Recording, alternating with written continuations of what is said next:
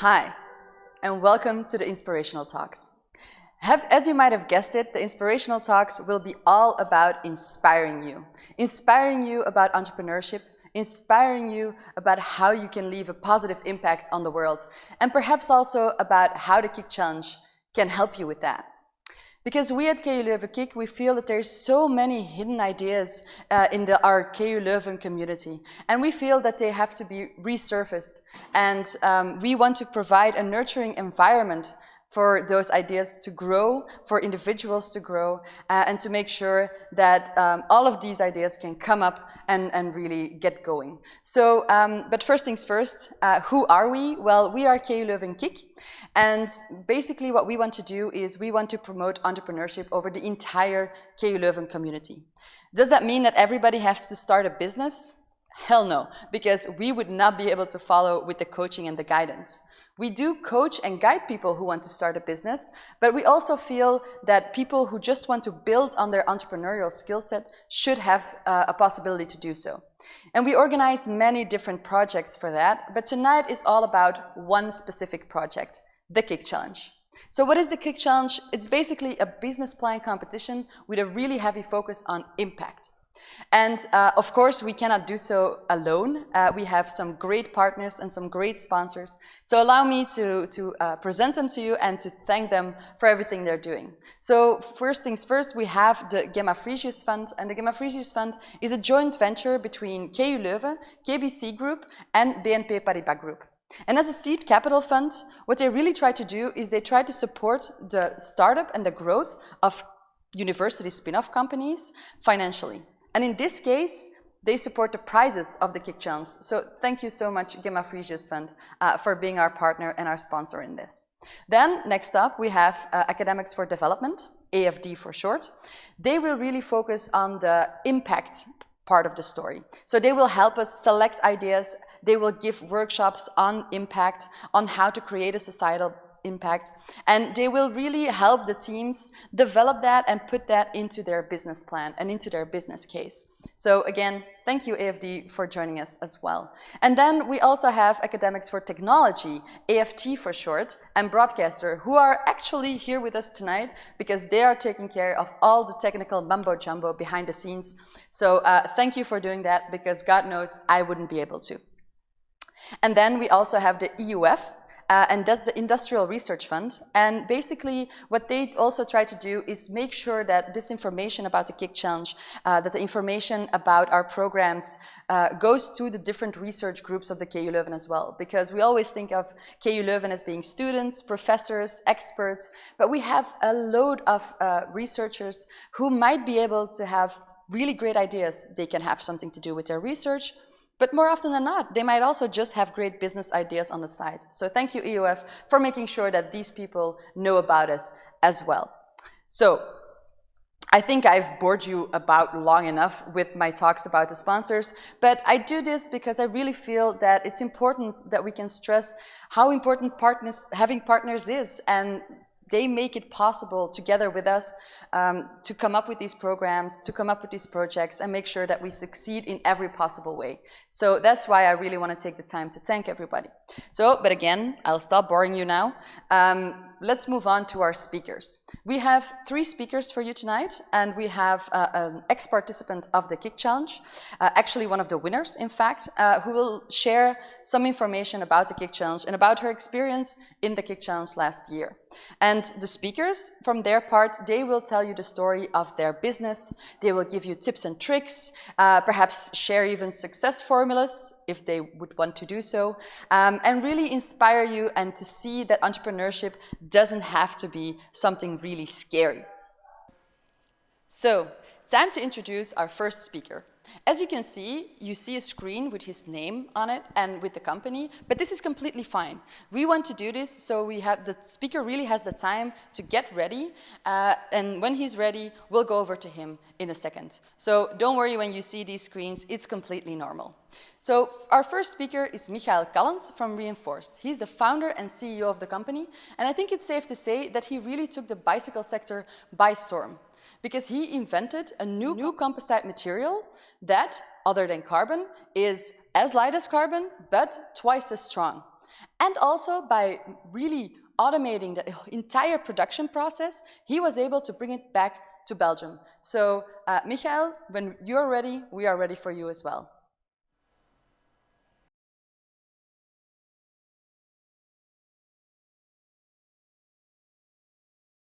A single customer is going to find you, which means you have to get outside.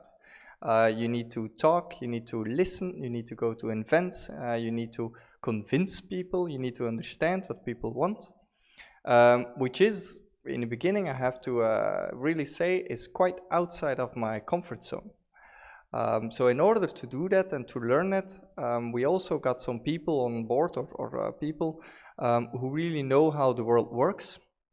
And we started an advisory board. And in that advisory board, we got to pose our questions or talk about what we learned when we were outside, let's say. And one of those things was that the board told us, or this advisory board, you need to make yourself unique. You need to get yourself a USP, a unique selling proposition. And that's just great. You know, it's completely easy to tell that to someone. It's incredibly difficult to do that. So what makes us unique at Reinforce? That was the question. We were at that time an engineering bureau. We were working with carbon, which is quite niche, but is absolutely not unique. And I once read in a startup book is what kind of important truth or thing that you know do very few people agree with you. And during my PhD, I was actually working with steel fibers, which is an incredibly heavy material if you compare it with carbon. And one of the things that I was working on and that we were working on within Reinforce was how can we combine the two, so steel fibers with carbon, to make an improved material. And to be honest, using an incredibly heavy material in what is essentially a super light material, that is not something a lot of people would think of doing. So that sounds like something that could make us unique. So we started testing, we started developing, we started investigating, designing, and we developed a material which is indeed as light as carbon composites, but much more durable, so very, very impact resistant. We patented the material and did further testing, and the testing actually took time away from the engineering, which means that it's in a time that there's only 24 hours in a day, you have to make choices. So we had to limit the wages, the pay that we did, and that brings me to my next question. Because in the end, if you have something unique, you need to know who is willing to pay for it. And that is, again, not an easy question. And the only way to understand or to know that is, again, as I mentioned earlier, is you need to go outside. You need to talk to people. And don't be mistaken, this is quite a challenge. So on one hand, we need to explain the material. On the other hand, in a company, there is no function or not a person, let's say, who's called the materials decider, somebody who knows what the company needs, and on the other hand, can also decide what they're going to buy. So we needed to find out who understands or who we could explain the material to, who could understand what the benefits could be, and on the other hand, we also needed to learn or understand who would be deciding, who would in the end pay the invoices, who would do the procurement, how does the supply chain look like? This is something we really had to understand in order to understand where the market could be for our material. So in that period, what have we learned? We've learned that it takes ages and ages before we could make planes. It shouldn't cost anything, basically, to make cars. And if a bicycle breaks, results can actually be pretty dramatic. Which means that the bicycle market not only is an interesting market in the sense that they are very rapidly and taking up innovations, there is also a willingness to pay for those innovations. And on the other hand, there's a clear need, or there's something that we can bring. We're bringing more durable material. On the other side, by being an engineering company, we were quite well aware of manufacturing techniques. So we knew also how bikes currently are made, which is entirely by hand. with only an evolution to make it each time slightly cheaper. So we were aware of new technologies, new automatization technologies, and we thought with the material, an important asset that we can build up is the way of how to manufacture a bicycle frame. So we knew we were going to set up something which looks a bit similar like this. At least, let's say, that's the target. An automated manufacturing line, similar as an automotive, capable of manufacturing high quality, high volume bicycle frames with an impact resistant lightweight material. So this looks fancy. Unfortunately, it looked more like this when we were starting. And what an automated manufacturing machine was doing, we were basically doing by hand. So we work with carbon tapes, that's what you see on the table. We got a roll from one of the suppliers of 20 kilograms, and we were very carefully taking off some material to make some prototypes. Which brings me to the next question. So how do you convince a customer? And yeah, to be honest, we did not have a lot to show for. If you look at this or the other slide that I showed with manufacturing, which means that it's challenging. And on one thing, it's a way to tell somebody what you're doing and they find it cool and interesting and they see the opportunities. On another thing, it's to send procurement an invoice, get it approved and paid, which meant that we really had to take all of the steps there. So what we did is we couldn't invite them to our factory yet, if nothing was there. So we built a nice set of slides. We also listened very carefully to understand what are the intermediate steps that would make them understand what we're doing, that would make them grow confidence in what we're doing. We made a stepwise plan and presented to them, okay, if we're going to make these steps, step by step, at the end, we will build a factory and we will deliver you frames. Are you still interested? Can we take the very first minor steps together with you? So the first step was building a prototype of a bottom bracket, the most complex part and most stressed part of a bicycle frame, which again we did by hand. So we now have a 150 tons press. Back then we had a very small tool that we kind of had to screw together very quickly to close it and to make the parts. But that was an intermediate step to convince them and to convince them together with us to then start a complete brand new frame which wasn't in the market yet. Which brought us to the next question. So we had this project, we had a new frame that we can build for them, we had a customer, but how do you build a factory? And it's actually quite challenging to build a factory completely from scratch. And step one, you can see the picture here of our factory hall when it's just empty. But the step before that is even more complex, which means you need to find a location where you can do that. And so the first step that my colleague took was actually visiting up to 30 locations. I remember before we had a very good place where we thought this is the right location, right size, right offices nearby, where we can start our manufacturing facility. But then you have an empty hall, you still need to begin with everything. So how do you do that? And it's a bit cliche, but building a factory is something that you do with an exceptional team. You need to have people focusing on, let's say, the auxiliaries, the electricity. We needed a completely revised and own high voltage cabin. We needed high cooling water, a lot of cooling water, pressurized air. Certain things in the factory needed to be reinforced in the floor. We had a lot of work, and in parallel, people were working with our machine suppliers to also design and build the machines that would need to come into the factory. And funnily enough, you see the hall here, but we actually agreed and signed a contract with the first machine supplier before we even moved into the hall. So everything was in a quite sharp timeline. We could only do that when you have an entire team aligned and knowing what to do to get there. And completely in parallel with building a factory, we worked on bicycle frames. So the projects that we closed with our customers. So this is one of the frames that will very soon be available in the market. It's a full suspension electrical mountain bike. It's top of the line. It's the flagship of Kelly's bikes. And to me, honestly, I do mountain bike myself. You can actually discuss whether this is still a bike or whether this is a toy for grown-ups. It's incredibly light and it has a ridiculous powerful motor, the latest.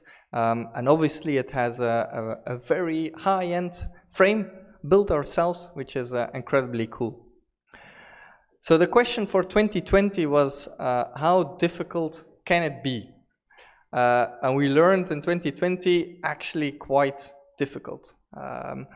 As always, things arrived slightly late, and also to mitigate the risks, we did not have just one. We had two projects. We're working on two projects in parallel with building the factory. We had a small team. And at that time, when we started growing the team, Corona hit us, as many companies and people. And we had to start designing the frame that I showed on the previous slide nearly entirely from home, which has been quite challenging. Many people hadn't met in person, so we work with Slack, they had to meet through video calls and then discuss quite intricate designs and ways on how to manufacture, really from digital, the internet, which is challenging. And on the other hand, in 2020, we grew the team from around 12 to around 40 people. Which is incredible. So people say that when you pass around, I think it's at 15 or 16 people, then your organization has to change. Well, if you go towards 40 in 1 year, then for sure the organization has to change. Things need to change. That's one side because we scaled up. On the other hand, we went from a development and engineering company towards a full-fledged production company. This as well is quite a change in an organization that requires. But in the end, when you can ride the bike that you're building yourself, it really is all worth it. We let the team ride the bikes as much as we can. We also we have Bert and Bos, which is a couple of 100 meters behind us. Which is really good for testing our bicycle frames, and it's kind of like a camouflaged car, riding in a raw and unpainted frame, which is quite cool. And so looking back throughout the years of Reinforced, in fact the last question had always been the toughest question to answer. And so the question that is now on my table, let's say, is how to scale up fast and efficient. So as you know, there has been this corona around the world, which meant that people rediscovered, for some reason, bikes. Bikes are really in the market, and in parallel, the bicycle industry suddenly discovered that it relies heavily on Asia and on China, where the supply chain is completely now, let's say, ruptured because of corona. So availability goes into, you need to wait sometimes 6 to 8, sometimes longer for a new bicycle. So having a local manufacturing and ways of really reducing the supply chain is high on the agenda of many of the bicycle manufacturing companies. So how to scale up? That's the tough question that currently keeps me awake. But being an entrepreneur, we continue, and I'm confident that at some time I will look back, I will not find this question tough, but will have another tough question ahead of me. So I hope you enjoyed the presentation. I'm looking forward to perhaps you can ride one of our bikes in the future. Thanks.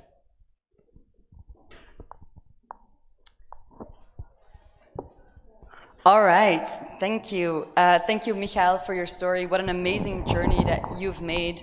And so, by the way, did I mention that tonight we're actually in Studio Start, one of our projects as well. COVID, unfortunately, made sure that we had to close this place down. But as you can see, we're still fighting to keep this open in another way.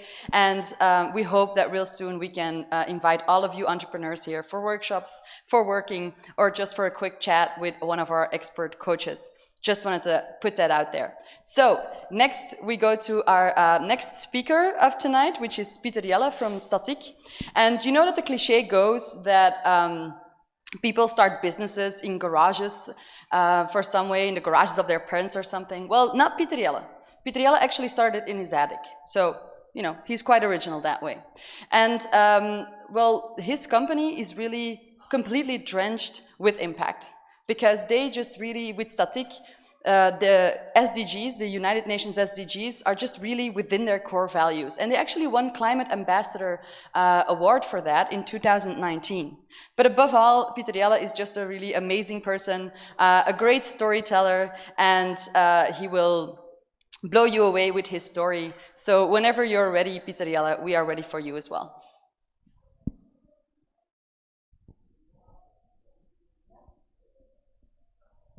All right, thank you so much. I am Pieter-Jelle, and I'd like to share a few of the things that we've learned so far at Statik. I started the company about 17 years ago, I think it was, and currently we're a team of 40 people. That hasn't been like that since the beginning. So these are a few of our colleagues in our office back in the times when we were still allowed to go to the office. And what we actually do, just a short introduction, we help clients to create sustainable impact with their online strategy and communication. Or as my grandmother would say, we build websites, and she's right. We use technology a lot in what we do. We don't see technology as a purpose in itself, but for us it's a very important means to an end in everything that we do for clients. And in all that we've done, we've dared to do a few things a little differently, and it seems to have paid off. And I'd like to say a few things about what we've done differently. But first, let me tell you a short story. I started out on myself when I was still studying in 2004. And in that time, when the answer to the question, can you build my website, was yes, you were in business. So I was in business. And I started taking on work. Work became more work.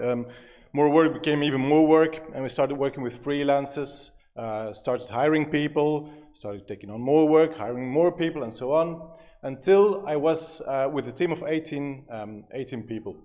And I recall lying up in my bed at night, doing calculations in my head to make sure that we could make payroll that night, that month, sorry. And only when I knew that we had enough invoices to send that month, I knew I could fall asleep safely, which wasn't quite a healthy situation. So I was convinced that I had something to do about that. And right about that time, I ran into someone else who was in a very similar situation, who had his own business, same sector, same type of business, and so on. And we started talking. And we decided to join forces, which we did. So we moved to a new office. We took all of the new people with us. We were 23 at that time. And strangely enough, because all of a sudden there were two people for the job of one, him and me. And we had a lot of time on our hands, time that we used to professionalize certain aspects of the business, to consolidate. But we felt like we needed some sort of challenge. And back in those days, the book by Frédéric Laloux, Reinventing Organization, was published. And it was all about self-organizing teams, which seemed like an interesting subject. So we decided to conduct a little experiment at the office. And we divided the entire company in a couple of teams, all of which could do whatever they wanted, when they wanted, where they wanted. They could choose with whom they worked. They could even hire and fire people, as long as at the end of the month they could invoice a certain minimum amount to their clients. And apart from that, they were free to do whatever they wanted. Which was quite the experiment, so not everyone was convinced. So we said 3 months and we'll see what happens after that. After 1.5 months, everyone had forgotten that it was an experiment. So we started seeing efficiency gains. We even saw a small increase in profitability. People reported being happier with the way they allocated their time and their work. So basically, we've been working like that ever since. Fast forward a few years, we're actually still working with these self-organizing teams. But we thought, with all that we were doing, was our The way we spent our time, the way we spent our skills was at the best allocation of time that we could have. We worked for advertising agencies, but we weren't sure whether we wanted to sell more tubes of toothpaste or sell more cars or whatever. So we conducted another little experiment, and we asked all of our teams if they could rank a list of 10 clients, potential clients, in order of preference. And for some reason, all of these teams came up with pretty much the same order. At the top of the list were companies that in one way or another contributed to a better world. At the bottom of the list were the companies that didn't.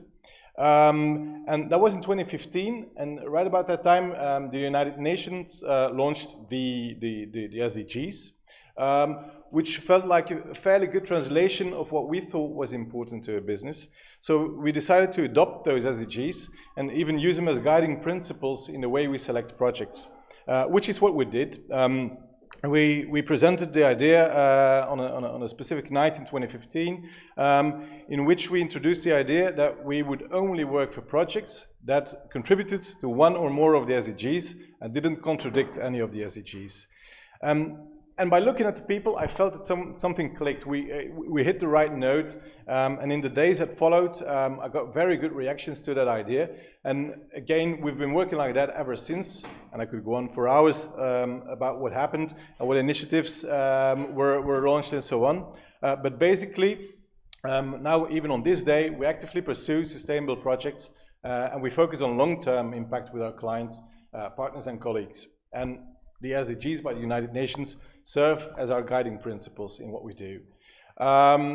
We chose to select a few SDGs that are pretty much in line with the type of projects that we already did and that we would like to do more of, like for instance gender equality, good health and so on.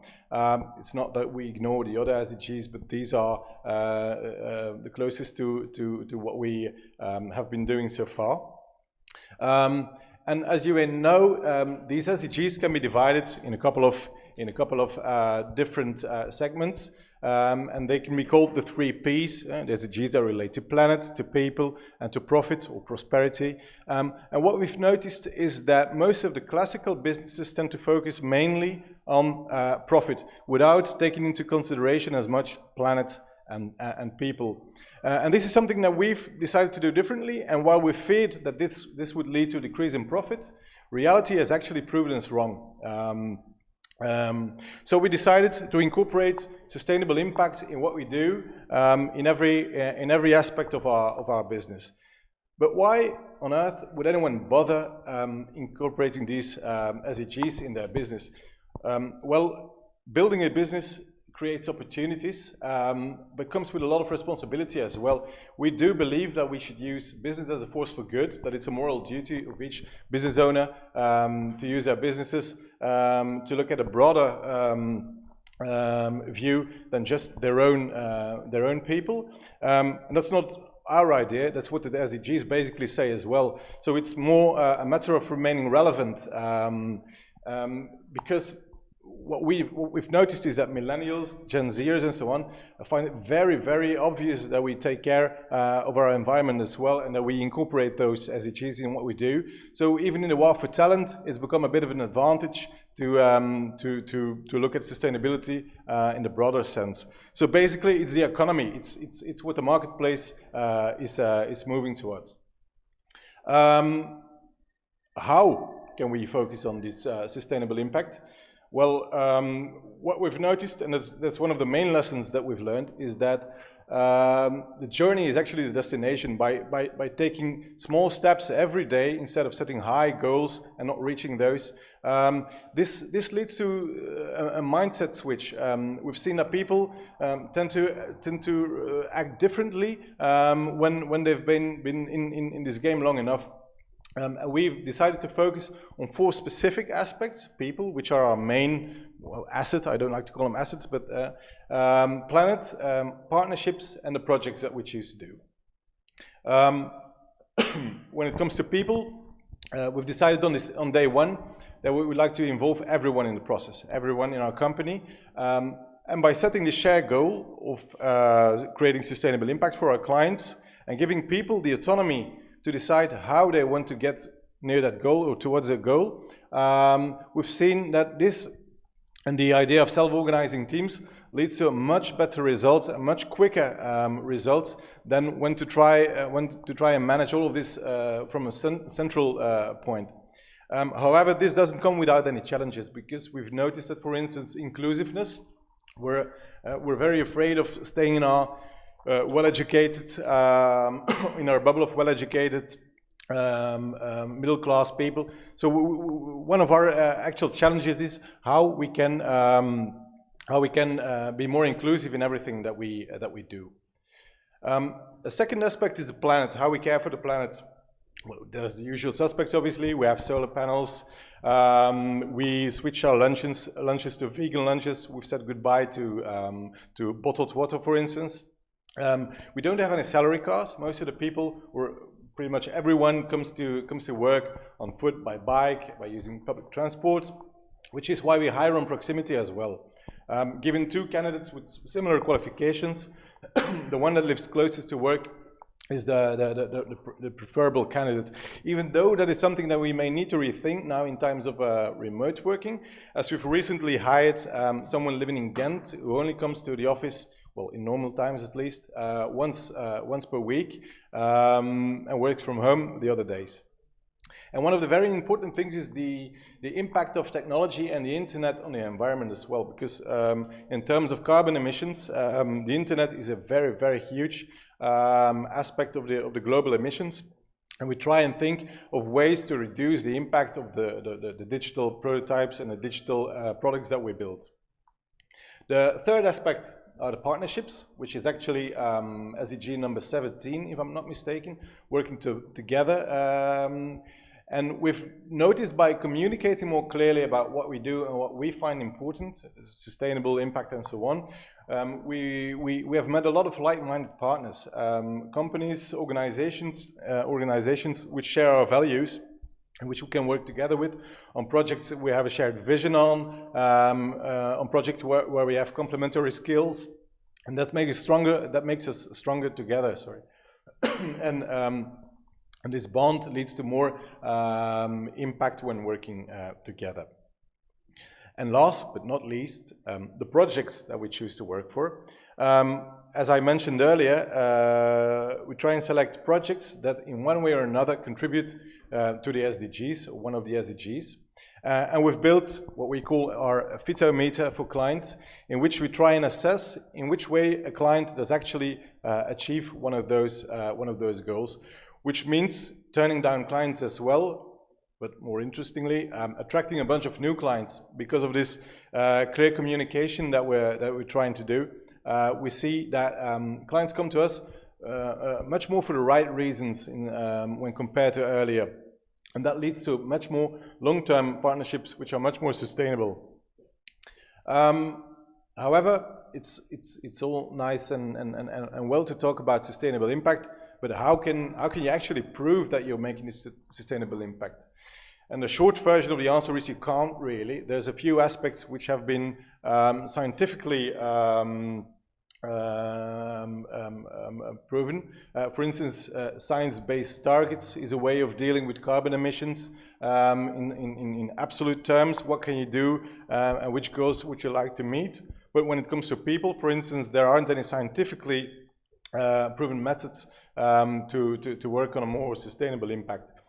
B Corp, for instance, is one of the international certifications that looks at a triple bottom line of a business, so not just profit, but people and planet, or the impact on people and planet as well.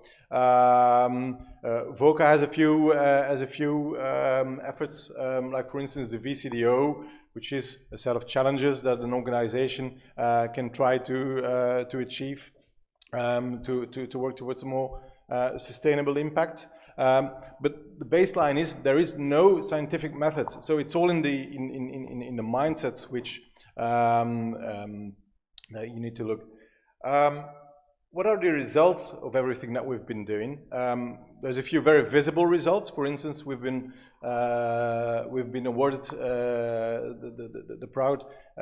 we're proudly called the climate ambassador, sorry, of by VOCA in the province in 2019. We've even been certified climate neutral recently, which was a very interesting exercise to do with EcoLife, in which we assessed our current situation and then looked at how to reduce and compensate our carbon emissions.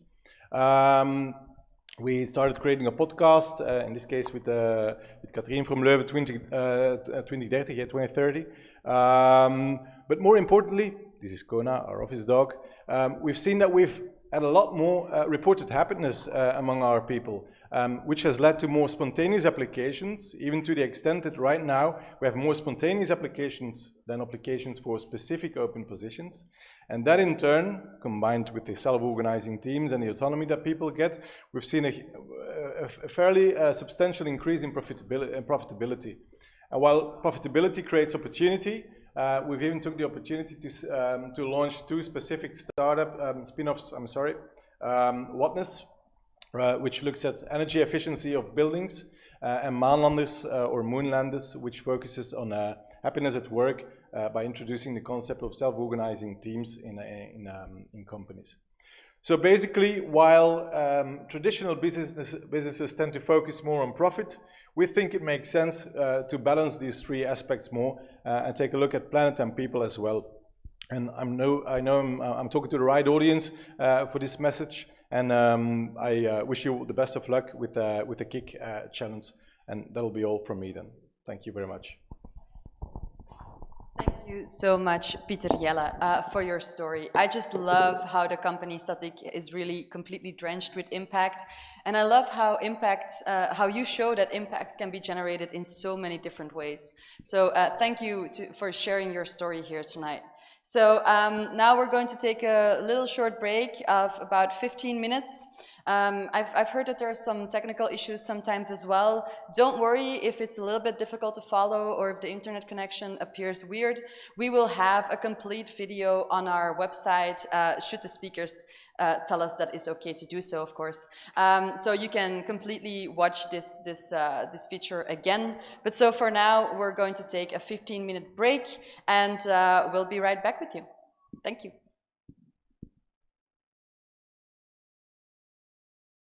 Okay, welcome back, guys. Let's hope everything got solved. But again, if there are technical difficulties maintaining, we will have the entire show on our website later on, so don't worry about that. For now, I have the chance to introduce Hendrik Winkelmans. And Hendrik, he founded the bicycle store Fits.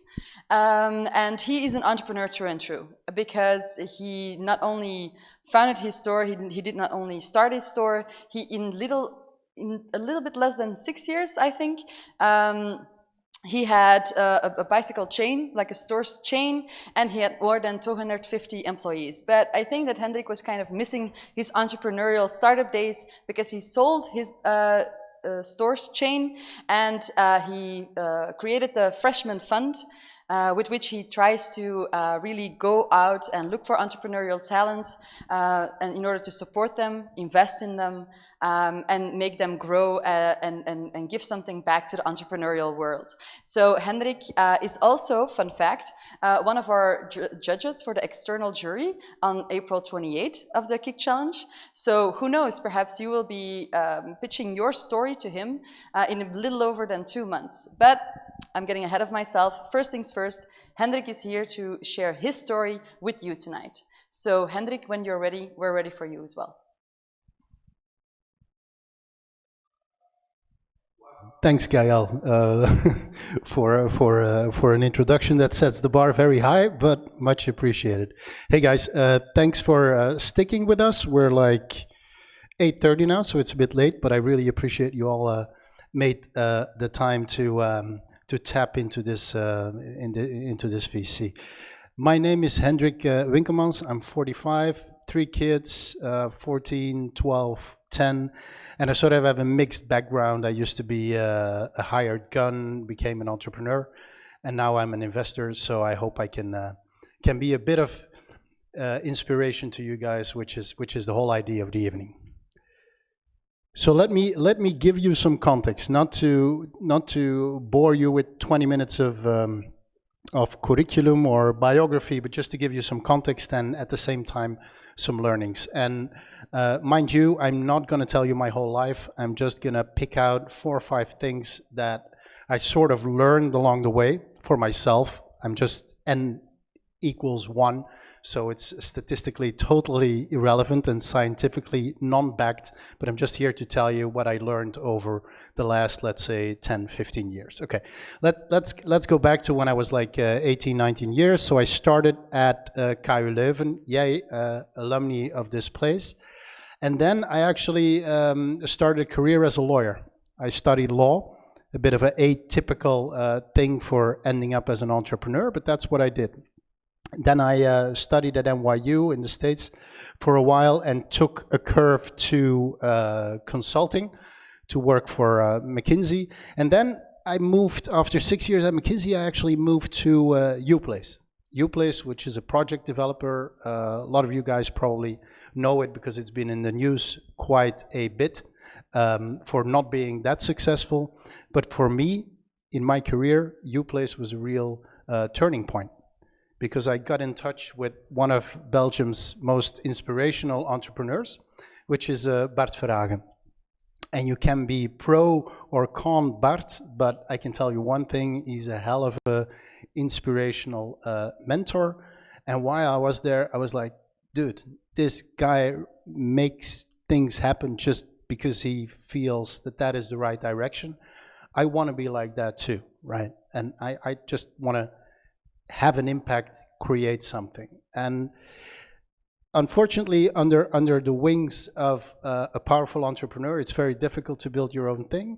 So I sort of switched to doing something else. And what happened at the time is I sort of had this Moleskine book, you know, these overpriced small leather booklets. And I just jotted down one idea after the other, the one even more stupid than the other. But one of them turned out to be actually quite an okay to good idea. And one of them turned out to be Fiets as an entrepreneurial venture. I mean, I was looking at the bike market, which was basically growing like hell, double digits at the time. I was looking at an extremely fragmented market, and I said, you know what? I'm just going to do it. So when I told it to my wife, she actually started crying first, and the next day I had her full support to start crying because she knew I was actually really going to do this. And the next day I got her full trust and support because we're married and we love each other. So we went into the venture and we built Fiets from, as Gael said, from 1 store to 32 stores over a period of 6-7 years to a 50 million euro company. But it wasn't all rosy, okay? So entrepreneurship, what you read about it in the papers, is rosy. It's great, and that's simply because, you know, winners write history, you know? So successful ventures get into the papers, successful entrepreneurs, they write books, and you never get to see the 99% that were unsuccessful, and unsuccessful often meaning not unskilled, but just meaning unlucky, okay? So at Fiets, some things went good, some things went wrong. I learned a heck of a lot about it. I sold it 3-4 years ago, and now it's in the hands of Colruyt, a big supermarket chain, so they're in good hands. And I sort of took the decision to say, okay, what's next, Hendrik? I mean, what are your qualities? What are your downsides? I didn't want to be CEO anymore, and if you're entrepreneur by some strange logic of fact, you end up to be a CEO of your own company, but few entrepreneurs are actually good CEOs of their company. I was not. I'm a good entrepreneur, I think. I'm not a good CEO. So I didn't put myself in a position to become CEO again, and I started an investment fund where I'm actually working on coaching young entrepreneurs in the B2C space in Belgium and investing some money in them. And actually we have a great business that we're into together with the KU Leuven, the guys from Run Easy, Kurt, Tim, Jesse, and Benedict, a wonderful wearable for runners, which is really going strong. So that's the type of stuff I'm doing, but then a bit parallel with a couple of other portfolio companies. So why am I telling you this this trajectory of mine is that there are a couple of lessons in there for me. It's like, one thing is there's no such thing as an entrepreneurial gene, right? People are not born an entrepreneur. I was like 35, and then Bart Verhagen sort of awakened the fire in me, and I got to say, hey, you know what? I need to take a shot at this.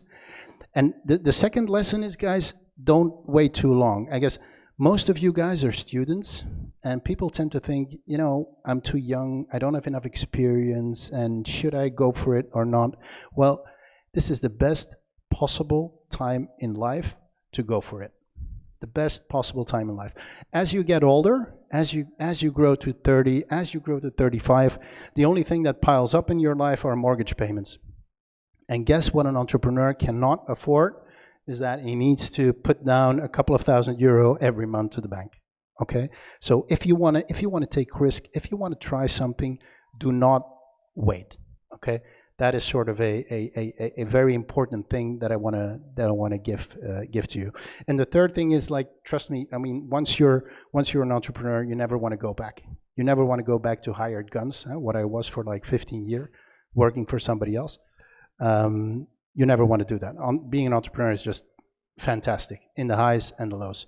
By the way, there's a third type of professional. It's called happy sperm. They're not hired guns. They're not entrepreneurs. They're people that they're just born rich and don't have to do anything, but totally irrelevant for this presentation, of course. Let's move to a couple of things that I learned I wanted to share with you. Here's the myth about entrepreneurs. Like, do entrepreneurs shoot bullseye because they are hyper talented? No fucking way. No fucking way. They shoot bullseye because they have the guts to shoot, and they shoot a lot of times. Like, take a guy like Mark Koeken, for example, a big celebrated entrepreneur in Flanders, a guy which I like a lot. Do I think he's hyper smart? No, he's very smart, for sure. But the guy is shooting, right? And what he's doing when he's acting and when he's going for things is he is putting himself in a position where he can be lucky. He puts himself in smart positions where he acts and where he has a chance to get a break. Right? That's, to me, what entrepreneuring is all about. So, and it's totally the opposite of being a good academic. And that's why I put this sort of as a front page in this presentation, because academics feel safe in the library. They feel safe behind their books, in their PowerPoints and Excel. Trust me, guys, that's not where you're going to make the difference in life. Okay? You're just rechewing things and understanding things that are already understood. Entrepreneuring is understanding stuff, creating stuff that nobody created before. That's what it is, and it requires a certain form of risk taking, right? There's one example when I was thinking about Fits, the company didn't exist yet. I was like, and of course I did the whole thing. I did the research and the Googling and the PowerPoints and the Excels, and at some point the smartest thing I did was to say, hey, you know what? I'm going to find out who the 20 biggest bicycle stores in Belgium are, and I'm just going to write them a letter. Wow, courageous, a letter. So I send them a letter. I say, hey, I have great ideas for your business, blah, blah, blah. Of course, the objective was to take over one of these guys, and I send it out. And guess what happens then? Well, the answer is nothing, okay? And then I don't know why, but somehow I had the idea or the courage to just go after them, okay? So I just went to all these bicycle stores one by one, literally saying, hello, I wrote you a letter, like with the door in my hand. And I can tell you that's like for your ego. I was like a McKinsey consultant and I thought highly of myself, of course, as we all do as smart people. I was like, half of the time I just got the door jammed in my face, right? Okay, that happens. So, okay, ego gone. But half of the time, people were like, hey, yeah, I remember you. You wrote me this letter. Oh, I thought it was kind of interesting. Why don't you come in for a coffee? And I got like 3-4 coffees with bicycle store owners. And on like one day, I learned much more about the business than I did in my 2 months of study preceding those discussions. So it's very important to be able to go out and take risk. And then sort of when I figured this lesson out, I was very proud of myself. So I went to my wife and I said, hey, honey, you know what entrepreneurship is really all about? It's about daring to be vulnerable. And she goes like, hey, Hendrik, fuck it, man. You're not vulnerable. You just, when you have an idea, you're like so overconfident that it's correct that you just go for it. So it's like, I don't know what's true, but in any case, put yourself out there. I guess that's my message. You're not going to have an impact on the world from behind your desk. So that is what I wanted to share here. This one is a bit of the same in a sense that academics love singular brilliance. They love the idea of I came up with a genius, patentable, or whatever IP-worthy ID, whereas successful businesses are almost always teamwork. There's no one in this life who has all wisdom in its hands and by himself or herself has all capabilities to be a good entrepreneur. I now have a partner in a fund and he recently told me, so, you know, Hendrik, if people agree with your ideas more than like 20-30% of the time, they're probably scared of you. It's not because you're so fucking smart, okay? So get out there and please have your ideas challenged, pivot, move on, learn in reality, not in books and not by yourself. This being said, be stubborn. Like here you have a guy who invented the wheel and his wife goes like, what the hell? This is never gonna work, dude. Be stubborn as an entrepreneur, okay? Listen to others, but have the courage to go for your idea. Even stronger today as an investor is like, if everybody agrees that we should do a deal, it's probably not a good deal, right? I mean, if everybody agrees, I don't think you're doing something very exceptional, okay? You're doing something very exceptional when you're onto something that nobody believes yet, and once you create it, people go like, what the fuck, of course, right? And I had this sort of, in the micro, I had this experience with Fiets, because I was talking to all these bicycle store owners, and systematically it would come out that they say, you know what, Hendrik, no, it's a great idea you have, but you know what the problem is? I thought about it, opening a second and a third bicycle store, but I cannot clone myself. I was like, what the hell, cloning yourself? So all these people, because it's such a service-focused and people-dependent business, they all thought they were irreplaceable. They all thought there are no processes or systems that we can set up here that can actually guarantee customer satisfaction when I'm not in the store. I was like, okay, cool. And the second thing that will happen when you invent something, which turns out to be really cool, is like everybody will go when you come with the idea, man, dude, you know nothing about bikes, never gonna work. And when I was 2-3 years in the business, all these same people, they came to me not like, wow, congratulations, cool idea, cool vision. They all came to me and they said like, yeah, a chain of bicycle stores, of course. Right? It's like, what the fuck? You know, so like go for something counterintuitive, go for something which is exceptional. Another problem of academics, they think like, I'm gonna get it right first time. I'm here sitting behind my paper, and I'm gonna write something, I'm gonna calculate something, and this is just gonna be total perfection. Well, you know what? No way. Never gonna happen. And that attitude will keep you from going out in the world with your ID, testing it and improving it. I just got a chart here with some of the world's finest companies that started out as something totally different. Like the Airbnb guys, at some point they were selling cereal. It's literally true. So you got here the Obama cereal on the picture. That's actually what these guys did at the time. I mean, they had no clue, but they pivoted themselves. They were in the game and they pivoted themselves to a $40 billion corporation by now. Slack was actually was a gaming business which was going nowhere, burned $10 million, and on sort of the last week with some cash on their hands, they said, okay, what are we going to do? And what did they do? One guy said, you know, we have built this communication tool to talk a bit to each other between the developers. It's pretty efficient. Maybe we should make a product out of that. That product is Slack, right? Netflix is a video cassette business. That's how they started. You know, Play-Doh, the plasticine, that was wallpaper remover. So I'm like, it's much more important to get in the game and to try to get things right.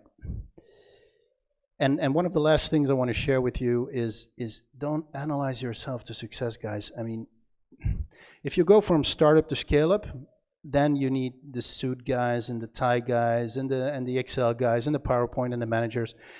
If you go from 0 to 1, which is what a startup does, these guys are totally fucking useless. So I'm talking MBAs, I'm talking lawyers myself. So hey guys, don't feel bad. It's still possible. But I'm talking engineers, I'm talking makers, I'm talking builders, right? A couple of years ago, I was doing a speech at Solvay, at the MBA guys, and nice speech, blah blah blah. After the speech, I got onto a reception. One of the guys came to me and he went like, I want to be an entrepreneur. I have this great plan. I'm like, wow, cool. What's your plan?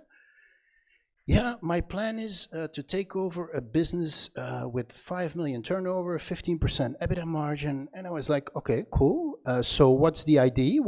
Well, you know, I mean, 50 FTE business that I can optimize. I was like, okay, that is not entrepreneuring, guys. Build something. The very first thing you want to think about is product, service. What am I going to create that solves a problem today that isn't solved by what's in the market today? And the very last thing is like, and that's the big problem for me in Belgium and in Flanders specifically, is like, what the hell is the worst that can happen? Imagine you're sort of going for entrepreneurship. What the hell can happen? People are like, oh, it's so risky. It's like, it's not risky. It's not risky. You're at freaking KU Leuven. You'll have a nice degree. I mean, please fail and apply for a nice job in a bank, and you know what? You will get it. I mean, that's not risk. You're just afraid of failing. You're just afraid of trying something that might not work out. Well, okay. That might be a good reason, but be fair and honest to yourself. That is the only real risk of entrepreneurship at your age, right? And they have this Google result, like, and it's data driven because you have Google these days, but the one thing you don't want to have when you're like 85 and you're in an elderly home and it's your last years of your life, you don't want to have the feeling like, I had this freaking great idea, but I didn't have the balls to try it. That is much worse than saying, hey, you know what? I had a great idea. I tried and I failed, or I sort of half got there, but at least I gave it a shot. Okay? And that's what I want to tell you guys. I mean, impact in the world and entrepreneurship is not for the smartest kid in the room. It's for the kid in the room that just goes out there and does stuff. Okay? So thanks a lot for your attention. I would say don't study too much. Create and act would be my recommendation to you guys. Cheers. Thanks for your attention.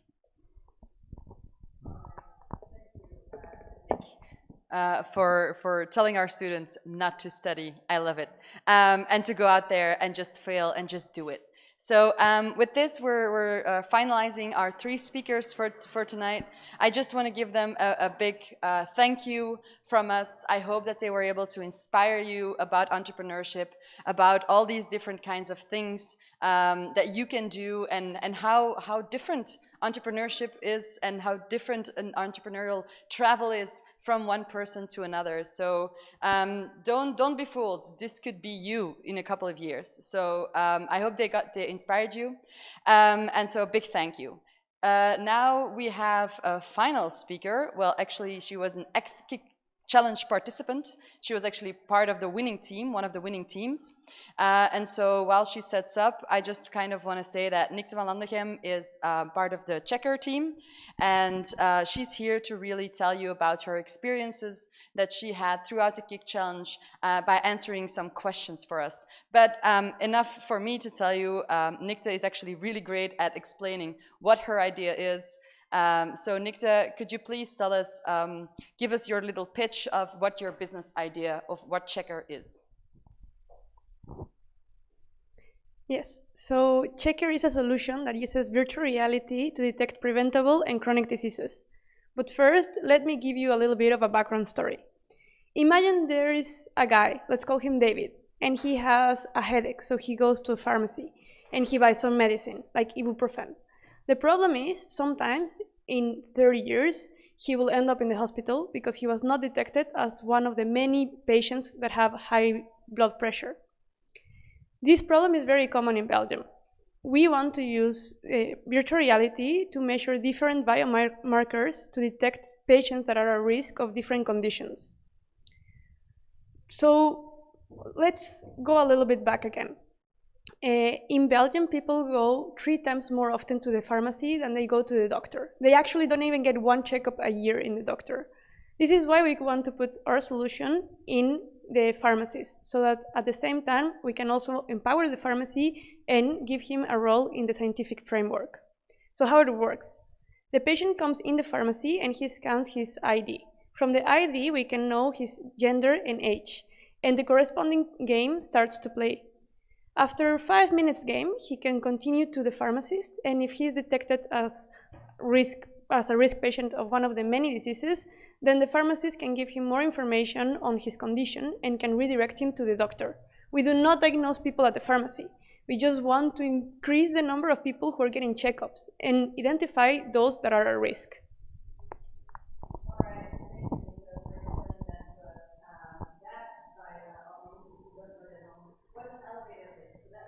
Second pitch of what her idea is and what Checkr is. Thank you very much, Nikte, for telling us that. So I told you guys at home as well that Nikte is actually one of the winners of the Kick Challenge of last year. So Nikte, could you tell us what prizes you won?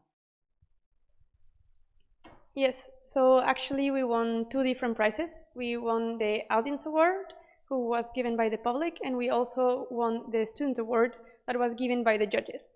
And in these prizes, we won many things, between vouchers and some money, also a trajectory of coaching.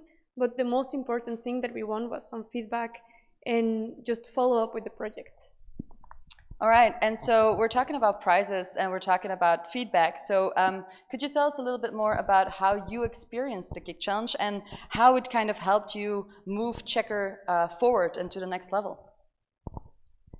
So we really use the competition to kind of challenge the idea that we already had. Me and Salma, who's my partner at the competition, didn't have a background in business or in finance. I'm an engineer and she was a pharmaceutical student. So this is why we wanted to enter this competition and check our business plan, check what were the weaknesses, what possibilities could there be, really have the judges tell us what was wrong with it and try to find a way out of it.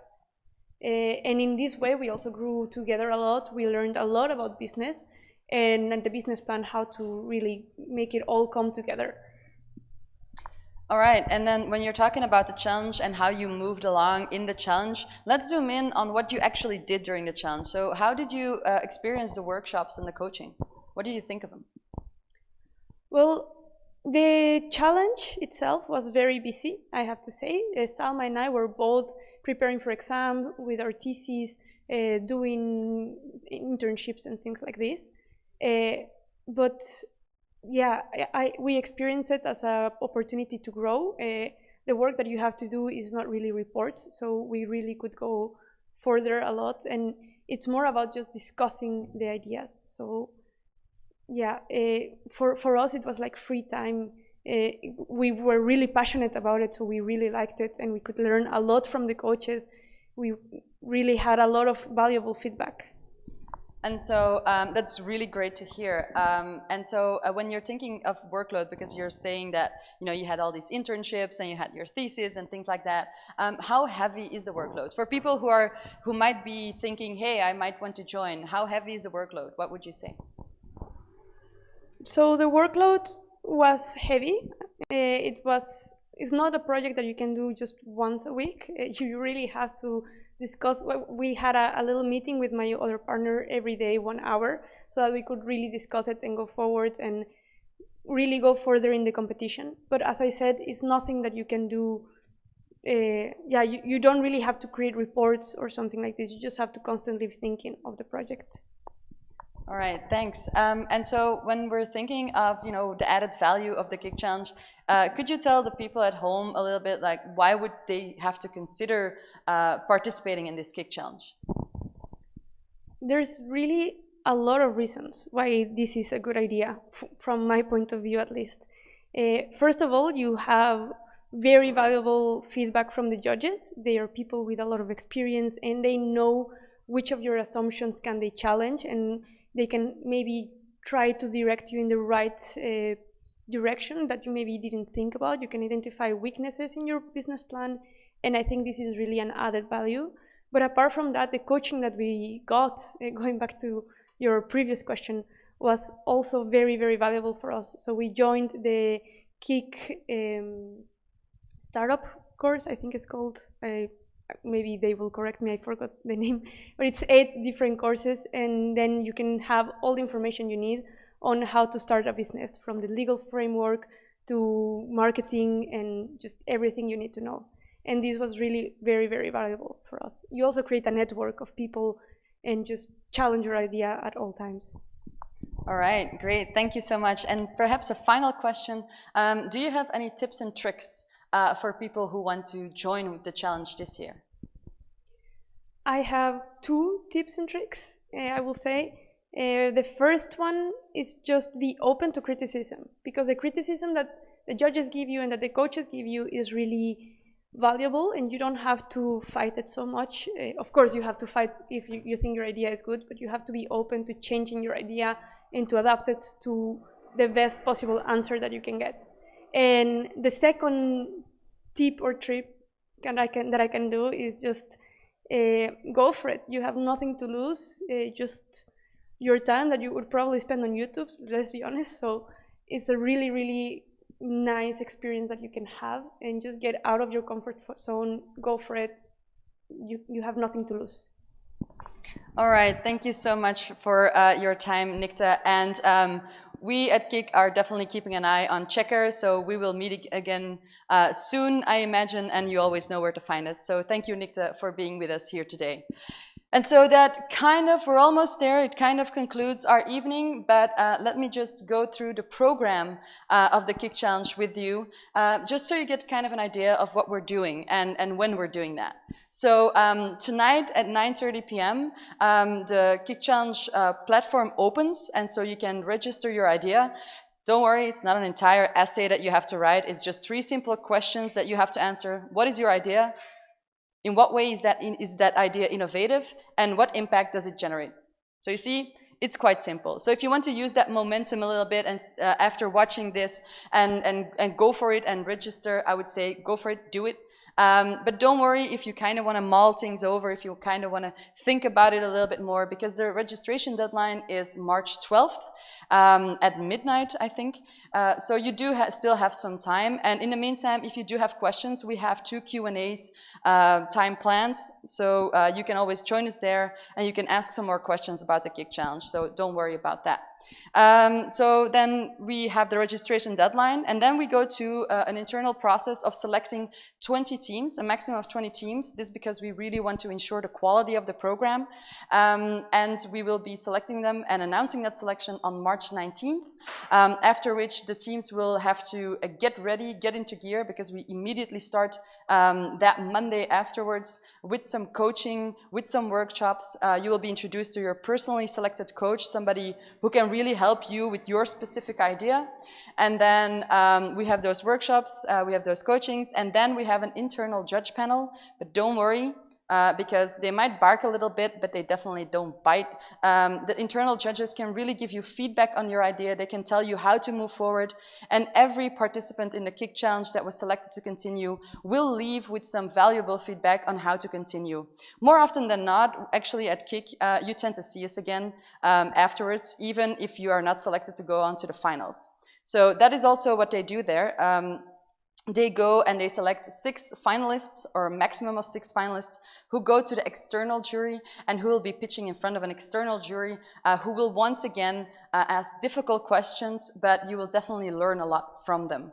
And then, of course, we choose our winners, and there you have it. I think that is on April 28th. So all in all, in about 2 months, all of this is over again. So like Nikte said, it's quite a heavy program. It's a short track, it's an immersive track, but you would be surprised at how many people have grown throughout this experience.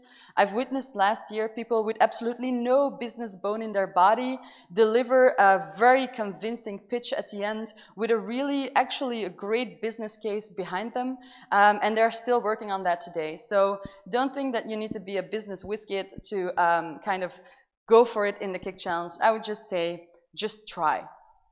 And then as a final note, I would once again like to thank our sponsors and our partners, because I can't stress enough how important it is that we all work together and that we all really have each other's back and make these kinds of programs happen. So really thank you to the Gamma Frisius Fund again, AFD, AFT, and the EUF. And then all of the other people here, the speakers who were here, it was amazing. Thank you so much. And then I only have one final thought for which I want to end the night with. And that is, please remember that the most important question is not why, but the most important question to me is, why not? So with that, have a great evening still. Thank you for being here, and good night.